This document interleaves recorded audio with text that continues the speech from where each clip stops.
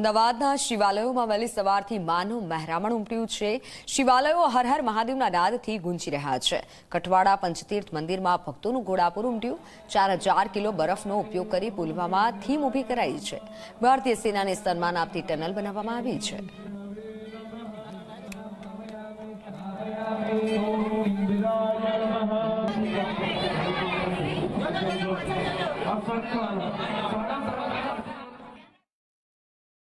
શિવાલયો આજે જય ભોલેનાથના જે નાદ છે એનાથી ગુંજી ઉઠ્યા છે અને આજે હું અમદાવાદના કઠવાડા વિસ્તારમાં આવેલા પંચતીર્થ મંદિરે ઉપસ્થિત છું। આપ જુઓ કે મોટી સંખ્યામાં જે ભક્તો છે તેઓ અત્યારે દર્શન કરી રહ્યા છે।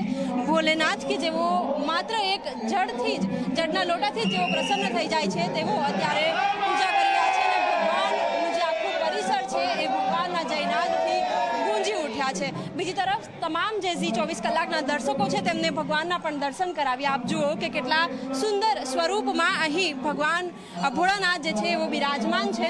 સાથે જ એક ટનલ પણ તૈયાર કરવામાં આવી છે કે જે સૈન્યને આપણે ખાસ કરીને આપણી જે યુવા પેઢી છે એ સૈન્યને જોઈને તેમની પાસેથી એક પ્રોત્સાહન મેળવી શકે તે પ્રકારનો એક પ્રયત્ન પણ સોસાયટી દ્વારા કરવામાં આવ્યો છે। જે વ્યક્તિ વિશેષ છે એમની સાથે વાતચીત કરીશું, એમને પૂછીશું અચ્છા કયા પ્રકારનું આયોજન કરવામાં આવ્યું છે। વિશેષ એક ટનલ પણ તૈયાર કરવામાં આવી છે બરફની, શું કહેશો? एक्चुअली अमे लोग आ 4 दिवसથી ચાલુ હતો અમારો પ્લાન અને અમે લોકો એવું નક્કી કર્યું કે ચાલો શંકર ભગવાનને મળવા જઈએ છીએ તો જેવી રીતે કૈલાસના પહાડોમાંથી પર્વતના બરફની બર્ફીલી પહાડીમાંથી જઈએ એવી રીતનું અમે આયોજન કરેલું છે જેથી કરીને ભક્તાર્થોને લાગે કે ચલો ભાઈ અમે કોઈ જગ્યાએ સારી જગ્યાએ દર્શન કરવા ગયા। અચ્છા, ડેકોરેશનમાં સૈન્યની થીમ આપવામાં આવી છે, શું કારણ છે અને કેવી રીતે ડિઝાઇન કરવામાં આવ્યું છે?